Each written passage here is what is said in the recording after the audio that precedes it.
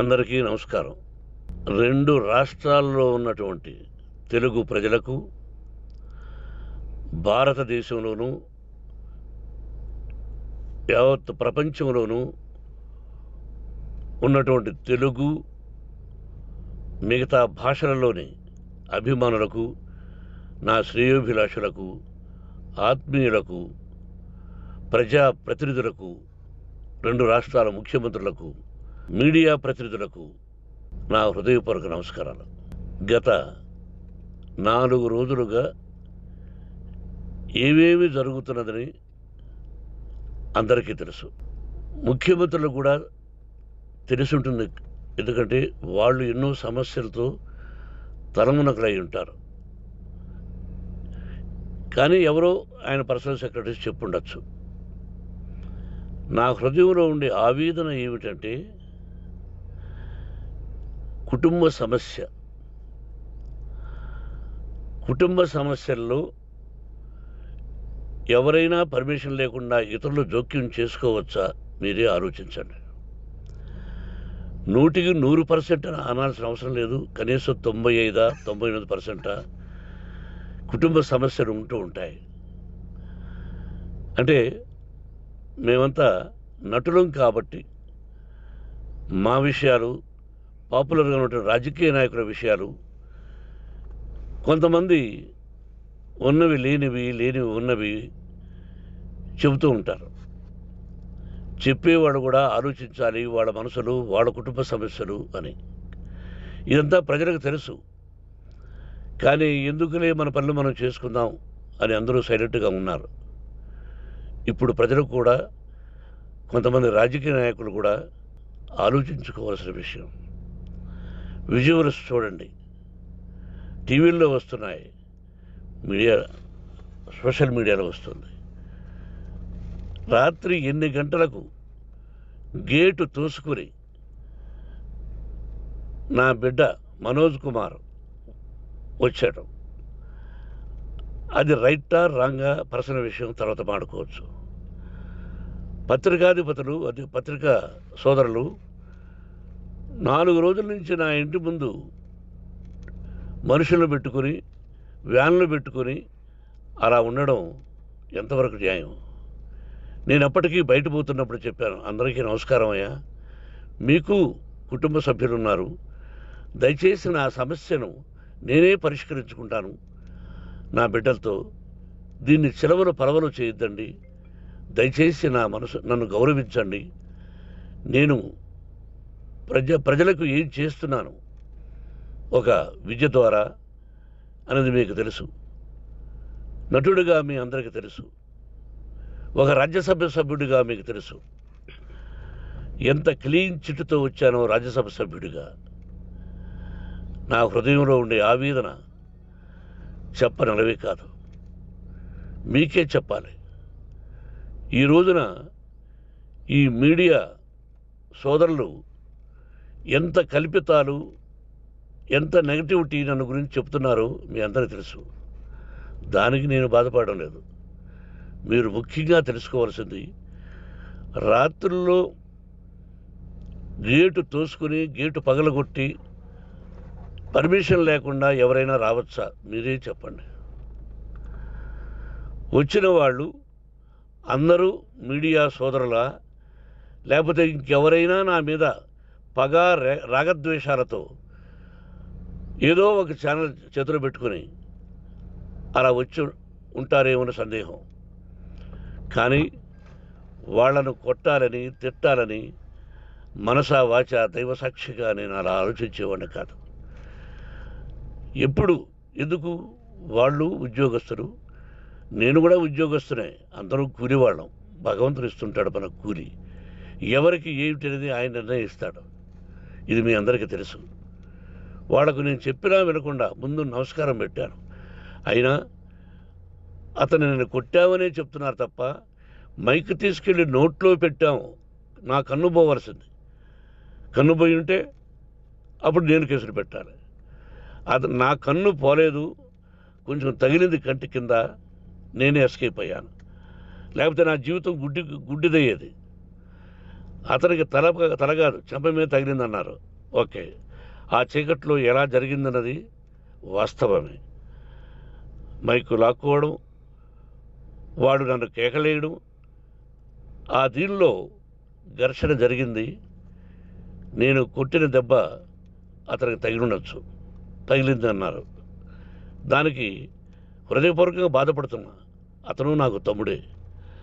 ఒక తల్లి బిడ్డలం కాకపోయినా I love them, I like them. అటువంటిది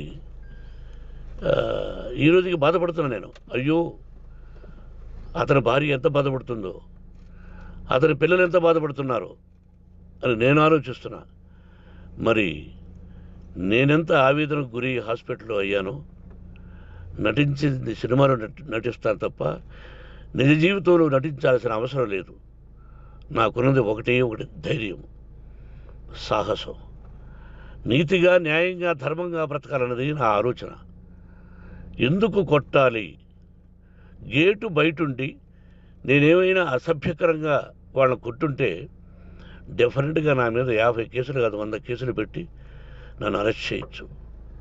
లేకపోతే నేనే పోలీస్ స్టేషన్కి పోయి, అయ్యా, ఆవేశంలో నా ఇంటి బయట ఉన్న వాళ్ళను కొట్టాను, నాది తప్పే అని పోలీస్ స్టేషన్కి ధైర్యంగా పెడతాను. కానీ ఇంటి లోపలికి వచ్చి నా ఏకాగ్రతను, నా మనశ్శాంతిని భగ్నం చేశాడు. ఆల్రెడీ నా బిడ్డ చేస్తున్నాడు. అయినా నీ కన్నబిడ్డ, ఎప్పటికీ నీ కన్నబిడ్డే. ఏదో ఒక రోజున న్యాయం జరుగుతుంది, మేము కూర్చొని మాట్లాడుకుంటాం. దీనికి మధ్యవర్తులు అక్కర్లే. కుటుంబ సమస్యలకు బయట వాళ్ళని పిలిపించి ఇలా చేయండి, మీరు ఇలా మాట్లాడండి అని చెప్పక్కర్లే. కట్టు బట్టలతో మద్రాసుకు వెళ్ళేవాడిని. ఆల్రెడీ మీకు చెప్పాను. పైసా లేకుండా కట్టుబట్టలతో, చెప్పులు సగం కింద అరిగిపోయి అలా వెళ్ళినవాడిని. మా తల్లిదండ్రులు అద్భుతమైన జన్మను ప్రసాదించారు.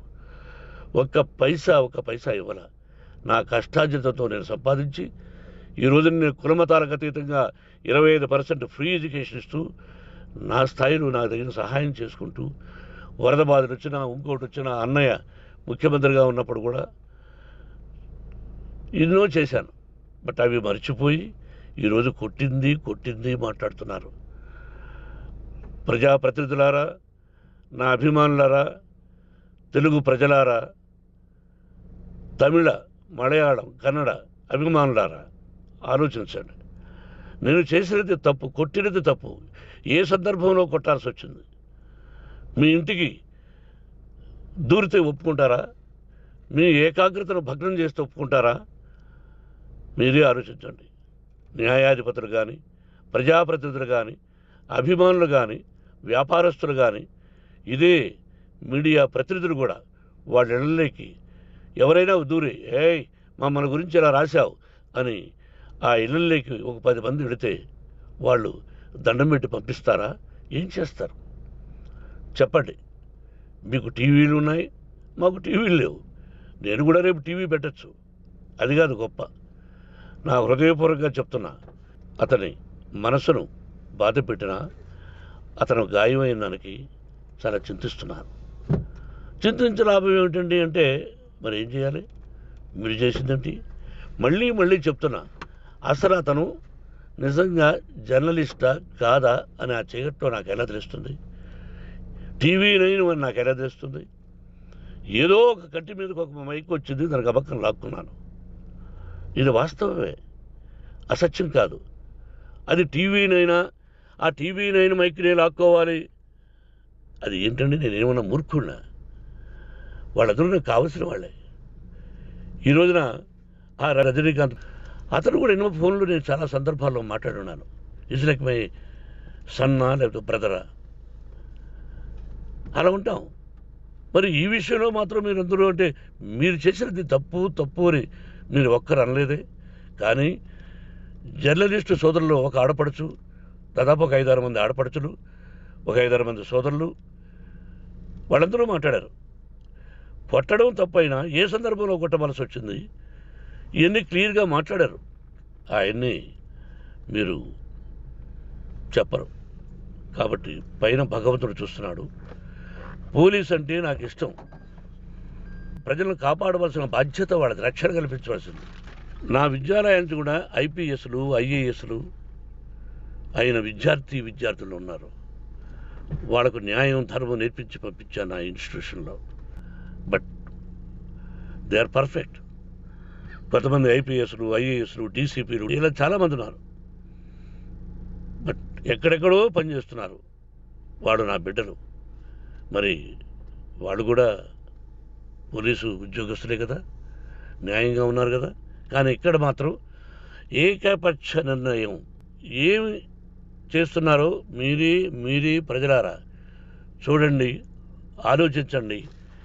నేను న్యాయమా అన్యాయమా, నేను చేసింది న్యాయమా అన్యాయమా, మీరే ఆలోచించండి.